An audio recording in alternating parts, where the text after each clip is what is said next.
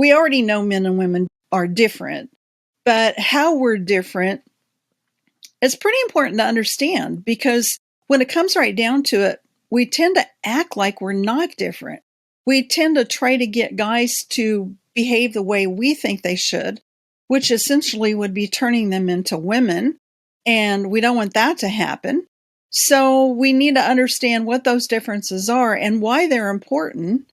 Hello, I'm Dr. Debbie, and I've been helping men, women, and couples grow together for more than 25 years. Now it's your turn to learn what I learned and taught as a couples counselor and university professor. You are the wise woman, and this is your personal development podcast packed with instant encouragement and practical tips.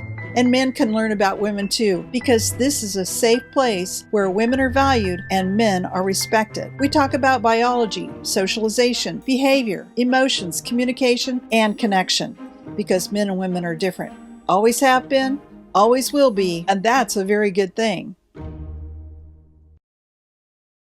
First of all, there's the biology of emotions. We are biologically different. I mean, you can tell that just by looking at a man and a woman that, we have different body parts, we'll put it that way.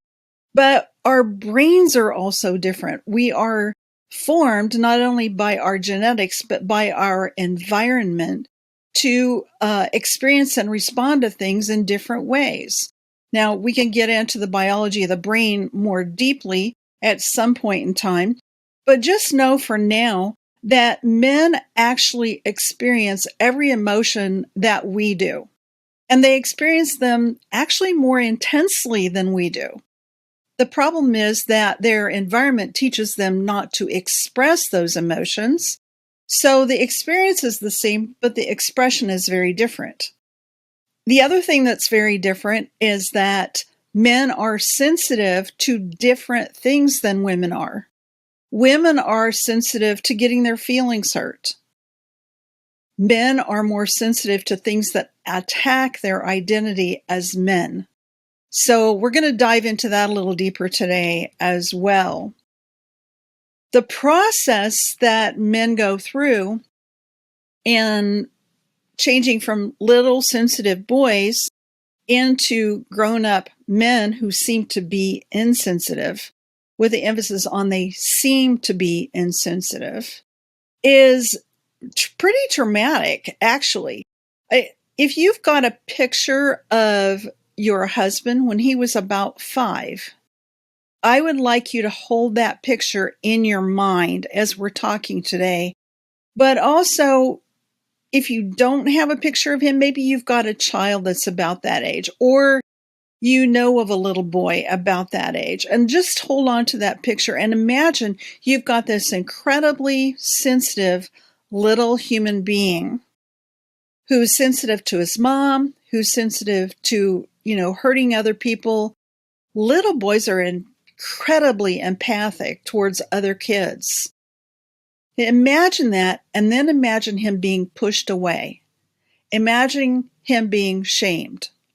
Imagine him experiencing that day after day after day for his entire life. It's a huge deal. We go from, cuddly, warm, sweet little boys that we just love to hold on to big boys don't cry, to suck it up, or like I used to say in sports, rub some dirt on it and get on with the game. That's really a huge part of this developmental trauma that kids go through. And it's particularly difficult when there's not a father there to show the boy how to negotiate that transition. So that's another topic for another day as well. But it is something that virtually every man goes through. It's the process of shaping behavior. And shaping behavior is critically important. Women's behavior is shaped as well, but in very different ways. What you do predominantly to shape people is you use behavioral psychology.